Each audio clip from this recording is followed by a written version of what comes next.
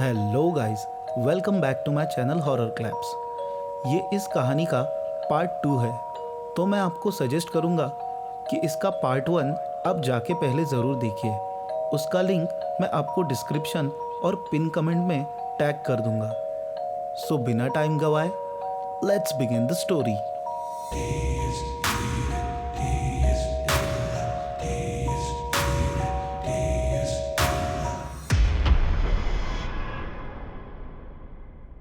राज ने जब phone check किया तो वहाँ पे रिया के बहुत सारे मैसेज आ चुके थे। क्या हम बात कर सकते हैं? प्लीज़ कॉल मी, मैं बहुत टेंशन में हूँ। पर सबसे अजीब बात ये थी कि एक भी मैसेज में उस क्लॉजेट वाली बात का कुछ भी एक्सप्लेनेशन नहीं था। राज को सबसे ज़्यादा ये चीज़ डिस्टर्ब कर रही थी कि उसका चैट करने का तरीका अब बहुत बदल चुका था। जो लड़की सिर्फ एक ब्रेड का पैकेट मंगवाने के लिए बड़े बड़े मैसेज लिखती थी, उसने सिर्फ 2 लाइन में अपना पूरा मैसेज ख़त्म कर दिया था। उसे पता था लोग बोलेंगे कि वो ओवर रिएक्ट कर रहा है, पर जिसने रिया को क्लोजेट के अंदर उस क्रीपी स्माइल के साथ देखा हो, वो कभी उसे नॉर्मल नहीं बोलेगा। उस रात वो चिराग और पूजा के घर में ही रुक गया। अगले दिन जब वो सुबह उठा तो सबसे पहले उसने खिड़की चेक की। वहाँ पे रिया नहीं थी। ब्रेकफास्ट के टाइम पूजा ने कैजुअल टोन में पूछा कि तुम दोनों में कुछ झगड़ा हुआ है क्या? राज ने थोड़ा रुक कर बोला कि उसे ऑनेस्टली नहीं पता, क्योंकि रिया बिल्कुल चेंज हो चुकी है। वो अभी तक उन दोनों की क्लॉजेट वाली फुल स्टोरी बताने के मूड में नहीं था। पूजा ने समझाया कि लोग चेंज होते हैं, पर शादी का मतलब ही बैठकर बात करना होता है। राज ने सीधा बोल दिया कि बात अब सिर्फ बात करने वाली स्टेज से बहुत आगे निकल चुकी है। उसने माना कि उसे रिया पे अब बिल्कुल भी भरोसा नहीं रहा है। ये बोलते हुए उसका दिल टूट रहा था, क्योंकि अब भी कहीं ना कहीं उसके दिल में रिया के लिए एक सॉफ्ट कॉर्नर था। पूजा ने बोला, रिया मुझे बहुत अपसेट लग रही थी, ऐसा लग रहा था कि वो अंदर से टूट गई है। राज को ये बात कुछ हजम नहीं हुई। फिर पूजा ने राज की बात काटते हुए कहा कि उसने रिया को सुबह देखा था।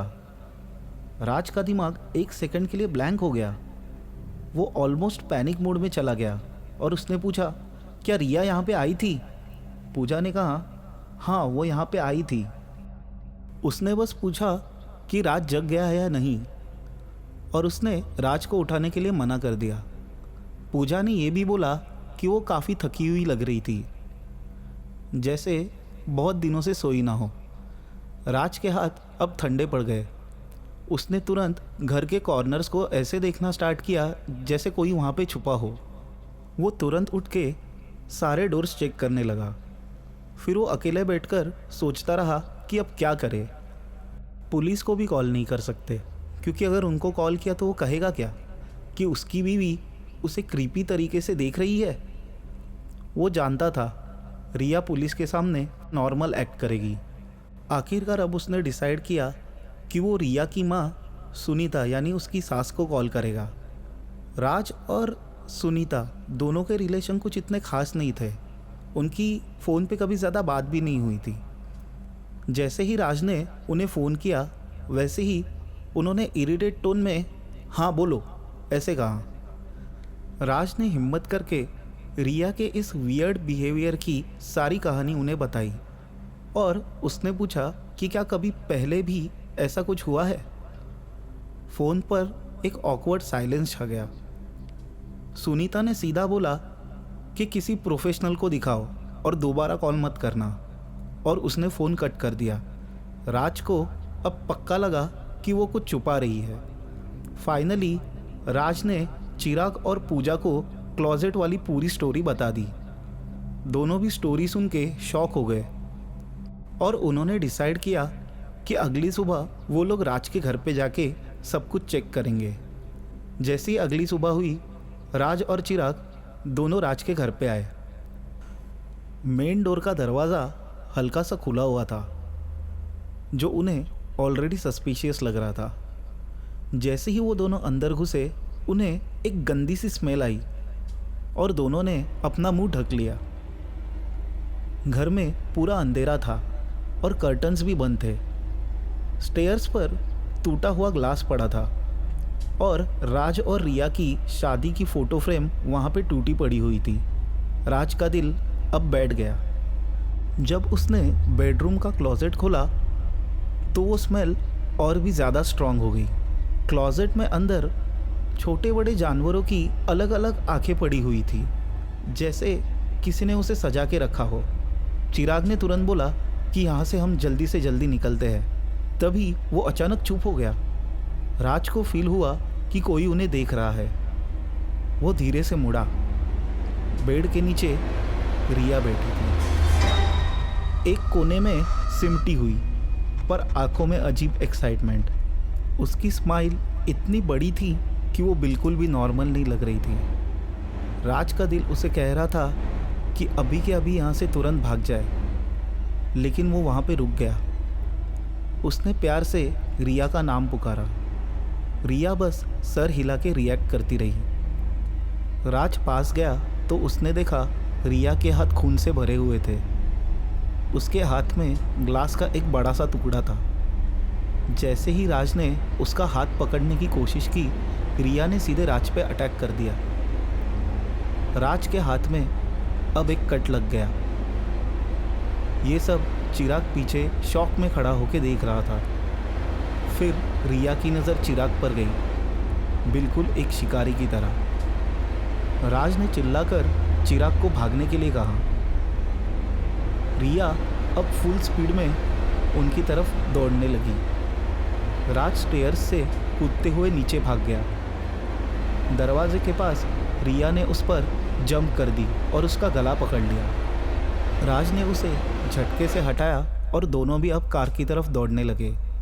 राज ने तुरंत ही कार स्टार्ट कर दी और दोनों हॉस्पिटल में चले गए। हॉस्पिटल में उसके हाथ पे कुछ स्टिचेस लगे। राज अब एकदम गहरे सदमे में चला गया। उसे समझ में ही नहीं आ रहा था कि अब वो जाए तो जाए कहाँ। जैसे ही वो हॉस्पिटल से निकला, उसने एक होटल का कमरा बुक किया। वो होटल के कमरे में जाके सेटल हो ही रहा था, इतने में उसे एक अननोन नंबर से मैसेज आया। उसमें सिर्फ 3 शब्द लिखे हुए थे, आई फाउंड यू। साथ में रिया की एक आँख वाली फ़ोटो भी वहाँ पे अटैच की हुई थी। उस मोमेंट राज को समझ आ गया कि अगर बचना है तो गायब ही होना पड़ेगा। उसने मोटेल की लाइट्स और टीवी ऑन छोड़ दी ताकि लगे कि वो अंदर है। फिर वो पीछे की विंडो से कूद मार के वहाँ से निकल गया। कार छोड़कर उसने बस पकड़ ली और वो दूसरे स्टेट में निकल गया। जैसे ही वो बस से उतरा, कुछ देर बाद उसे उसकी सास सुनीता का कॉल आया। राज ने कॉल उठाया तो वो बोली कि रिया उनका कॉल नहीं उठा रही है, क्या वो ठीक है? तो राज ने अब तक उसके और चिराग के साथ जो भी हुआ वो सब उन्हें बता दिया। राज ने उनसे पूछा कि आप मुझसे क्या छुपा रहे हो, रिया को क्या हुआ है? तो सुनीता ने कहा कि रिया के ऊपर एक शैतानी साया है। तुम मुझे घर पर मिलो, मैं तुम्हें पूरी बात बताती हूँ। मैं किसी को जानती हूँ जो रिया को ठीक कर सकता है। राज ने उनकी बात सुनी और उनकी बात पर हामी भरी। थोड़ी देर बाद सुनीता ने राज को मैसेज किया कि मैं तुम्हारे घर पर आ रही हूँ। राज भी अब दूसरे स्टेट से खुद के घर की तरफ निकल पड़ा। राज बस में ही था, इतने में उसे उसके पड़ोसी का कॉल आया कि उसका घर जल रहा है, उसके घर में आग लग चुकी है। राज अब और ज़्यादा पैनिक हो गया। जैसे तैसे करके वो घर तक पहुंचा, लेकिन तब तक बहुत देर हो चुकी थी। वहाँ राख के सिवा कुछ भी नहीं बचा था। पुलिस को पता चला कि उस घर में एक औरत भी जल चुकी है और उसके अलावा उन्हें वहाँ पर कोई नहीं मिला। उस दिन के बाद रिया और उसकी माँ सुनीता दोनों भी गायब थे। कुछ दिन के इन्वेस्टिगेशन के बाद पता चला कि वो औरत और कोई नहीं, राज की सास सुनीता थी। इस हादसे को आज लगभग 6 साल हुए हैं, लेकिन आज तक पुलिस को रिया की कोई खबर नहीं मिली। इस बात का सदमा इतना गहरा था कि आज भी राज को ऐसा लगता है कि रिया उसे आज भी घर के किसी कोने से छुप कर देख रही है। तो ये थी आज की स्टोरी। आई होप ये स्टोरी आपको काफ़ी चिलिंग लगी हो। और हाँ, आपको क्या लगता है कि रिया कहाँ पर गई होगी और उसकी माँ को किसने मारा होगा? कमेंट करके ये बात हमें ज़रूर बताइए। हमारे वीडियो को लाइक कीजिए और चैनल को सब्सक्राइब करके बेल आइकन दबा दीजिए। तो आज के लिए बस इतना ही।